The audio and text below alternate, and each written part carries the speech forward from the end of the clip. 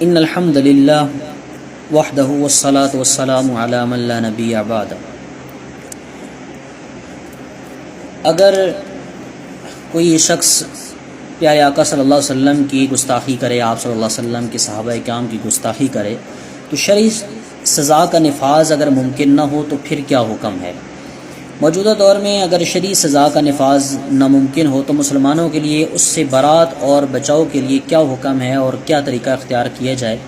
تو اس میں کچھ تفصیل ہے۔ ایسی صورت میں ہر مسلمان کے ذمہ ہے کہ اس میں جتنی قوت اور طاقت ہے وہ جائز اور ممکن طریقوں کے ذریعے ایسی گستاخانہ حرکتوں کو اور ایسی گستاخانہ حرکت کرنے والوں کو اور ان کے اسباب اور ذرائع کو روکیں جس میں یہ قدرت نہ ہو، اس پر زبان سے اس کی خرابی اور برائی بیان کرنا اس پر واجب ہے۔ جس کو زبان سے کہنے میں جان اور مال کا خطرہ ہو تو اس کے لیے دل میں برا جاننا واجب ہے، جیسا کہ مسلم شریف کی روایت میں ہمیں یہی تفصیل ملتی ہے۔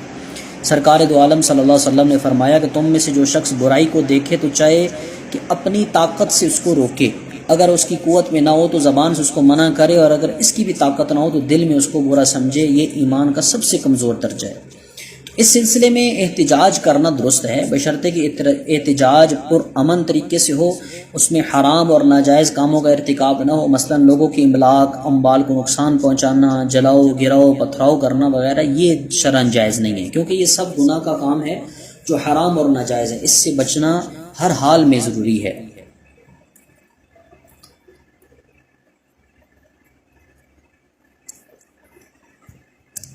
دوسری چیز، اس سلسلے میں احتجاج کرنا کے بعد دوسرا کام، اگر ایسے لوگوں سے تجارتی تعلقات ختم کر دینے چاہیے یا معاہدات ختم کر دینے چاہیے تو اس کی شرعی روح سے کیا حیثیت ہے؟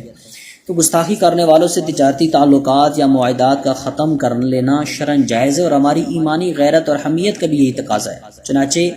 کتب احادیث میں سمامہ ابن اسال رضی اللہ تعالیٰ عنہ کا واقعہ تفصیل کے ساتھ مذکور ہے کہ سمامہ ابن اسال یعنی وہ اپنی قوم کے سردار تھے، اور اسلام لانے کے بعد جب وہ مکہ مکرمہ گئے اور اہل مکہ نے ان کے اسلام لانے کو توہین امیز الفاظ سے تعبیر کیا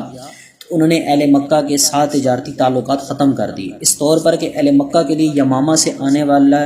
غلے کی درآمد پر پابندی لگائی، اور یہ کہا کہ اس وقت تک کی پابندی برقرار رہے گی جب تک رسول اللہ صلی اللہ علیہ وسلم اس کی اجازت نہ دے دیں۔ چنانچہ جب اہل مکہ غلہ کی درآمدی پر پابندی لگنے کی وجہ سے مشکلات کا شکار ہوئے تو انہوں نے آپ صلی اللہ علیہ وسلم سے درخواست کی کہ آپ سمامہ ابن اسال رضی اللہ عنہ کے نام جو ہے وہ خط لکھیں کہ وہ اس پابندی کو ختم کر دے۔ چنانچہ آپ صلی اللہ علیہ وسلم نے ان کی یہ درخواست منظور فرماتے ہوئے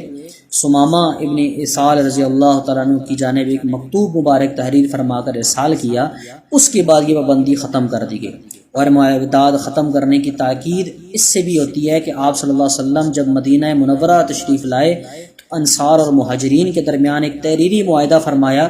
اس کے بعد معاہدے میں یہود کو بھی شامل کیا، لیکن بعد میں یہودیوں کی سازشوں، ریشہ دوانیوں اور گستاخیوں کی بنا پر معاہدہ ختم فرمایا، حتیٰ کہ بعض یہودیوں کے خلاف جہاد بھی فرمایا اور بعض یہودیوں کو جلا وطن بھی فرما دیا۔ اور اگر جس کمپنی کا توہین سے تعلق نہ ہو تو اس کے بائیکاٹ کا کیا حکم ہے؟ اگر کسی کمپنی یا شخص اس توہین والے عمل کے ساتھ بلا واسطہ کوئی تعلق نہ ہو، محض ایک علاقائی یا لسانی تعلق ہو، تو اس بنا پر اس شخص میں یا کمپنی کا بائیکاٹ کرنا اور لوگوں کو اس کی ترغیب دینا، یہ کیسا ہے؟ اگر کسی کمپنی یا شخص کا اس توہین والے عمل کے ساتھ کوئی تعلق نہ ہو، محض ایک علاقائی یا لسانی تعلق ہو، اگر وہ ان کے ساتھ برے عمل کے حامی ہوں تو ان کا وہی حکم ہے جو پہلے بتایا گیا ہے کہ ان کے ساتھ مکمل بائیکاٹ کیا جائے۔ اگر کمپنی یا شخص ان کے ساتھ اس برے عمل سے بیزاری اور لا تعلقی اختیار کرے تو ایسی صورت میں اگر کمپنی کی آمدنی کا فائدہ گستاخوں کو پہنچ رہا ہو تو اس کمپنی کا بھی بائیکاٹ کرنا چاہیے، البتہ اگر اس شخص سے جو اس گستاخی کے بیزاری اور لا تعلقی کا اختیار کرے اس سے تعلق رکھنے میں کوئی حرج نہیں ہے۔ اور اسی سے ہمیں یہ چیز بھی سمجھ آتی ہے کہ اگر ہم گستاخوں کی